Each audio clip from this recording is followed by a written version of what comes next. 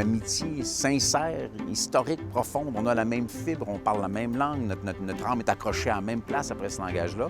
Moi, je suis profondément convaincu, je l'ai toujours été, que la meilleure contribution des Québécois à la pérennité linguistique des francophones du territoire canadien, ça passe aussi par la souveraineté, parce que plus on sera forts, nous, plus on sera des alliés forts. Le Québec a découvert la fragilité de la francophonie. Il n'y a jamais de garantie, il n'y a jamais de certitude. Alors si pendant que le Québec fait partie de la Fédération canadienne, on est capable d'aider à ce que des mesures soient mises en place, Cour suprême, commissariat aux langues officielles et tout ça, mais ça, là, je pense pas que le Canada, le lendemain de la souveraineté du Québec, va dire « Hey, je scrape tout ça ». Je pense pas qu'ils vont faire ça. Donc, on aura été utile, on aura servi. Vous ne devriez pas débattre à savoir si l'Ontario doit avoir une université francophone. Vous devriez vous précipiter pour qu'il l'ait. Vous devriez être un petit peu gêné qu'il ne l'ait pas eu avant, cette université-là.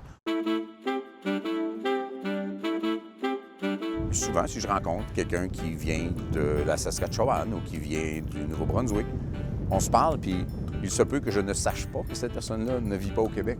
Le respect, la démocratie, la différence, c'est quelque chose qui se vit dans des différences d'opinion aussi, mais qui se vit de façon saine. Puis des fois, on ne sait même pas qu'on n'est pas dans la même province canadienne. Puis après ça, quand on en parle, bien, la conversation va sur qu'est-ce qu'on peut faire pour s'aider les uns les autres. La volonté, peut-être sincère, que le Canada soit un beau et grand pays bilingue, ça ne fonctionne plus. Le constat est fait, ça ne fonctionne pas. Le nombre ne permet pas que ça fonctionne à l'extérieur du Québec. Le Canada est un pays anglais qui pourrait très bien traiter ses minorités francophones et le Québec pourrait devenir un pays français qui traite déjà merveilleusement bien sa minorité anglophone.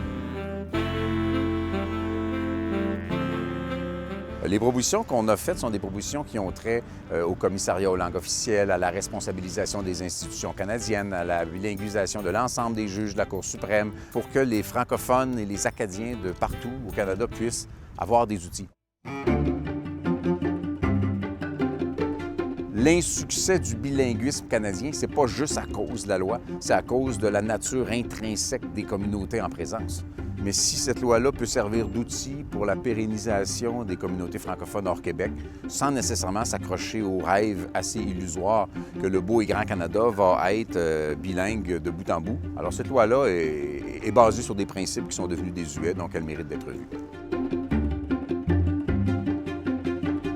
L'appropriation de tous les attributs de la souveraineté donne un poids supplémentaire à la nation québécoise et ce poids supplémentaire-là peut être mis au service, bien mieux que par une province, au service des francophones et des Acadiens du Canada qui sont nos frères et nos sœurs. Merci beaucoup, M. Blanchet. Et puis, on avait un petit cadeau pour vous remercier de cette entrevue. Bien, merci beaucoup. Alors. Oh! Sortez vos épingles au chapeau. Je vais le porter avec fierté et ça sera une manière d'exprimer mon amitié sincère et durable à l'endroit de tous les gens qui parlent français et qui aiment cette langue-là comme moi à travers le Canada.